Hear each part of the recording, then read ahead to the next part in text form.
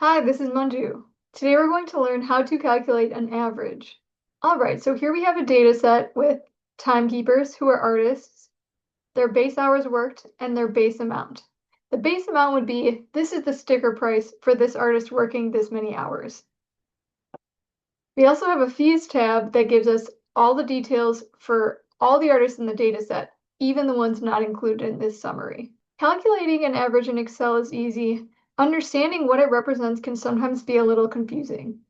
In general, the average is the total sum of data divided by the number of pieces of data. For example, we could total the entire price for all of these artists performing their work and divide by how many performers there are, and we would get the average price per performer. Let's see how that works. To calculate an average in Excel, we're going to type in equals average, open parentheses, and then select the data we would like to average. If I would like to average base amount, I'm tempted to type equals average, open parentheses, and select the entire column. However, this will include the year number 2025. So before I do that, I'm going to make sure I only have the data selected that I want. I'm going to use method number 2. Click and drag the mouse. So I would select only the base amount. Close parentheses, enter. So on average, of these 9 performers, the amount or the cost for their work would be $23,857.83. What we've calculated here isn't necessarily very useful because each of the performers is performing a different amount of time. For example, the Arctic Monkeys only performed 2.8 hours, while Beyonce performs for 112. We wouldn't really want to compare the price of 4,000 to 56,000 because they're working a totally different number of hours. Let's figure out their rate. Calculating rate is a little bit like calculating an average. You take the total amount worked, divide it by the total number of hours worked, and that'll give you the average dollar per hour. So in this way, we're actually not going to use the formula for average. We're going to make a calculation. Equals total dollars worked divided by base hours worked. Enter. Now we know it costs $1,445 for the Arctic Monkeys to perform for 1 hour. I'm going to move my mouse to this little square in the bottom right corner until I see that black cross mark. Once I see that black cross mark, I'm going to drag the formula all the way down, and now we have an average per hour for each of the different artists. By the way, this data is totally made up. Do not think that this is how much each artist costs. For most, it's probably way, way, way more.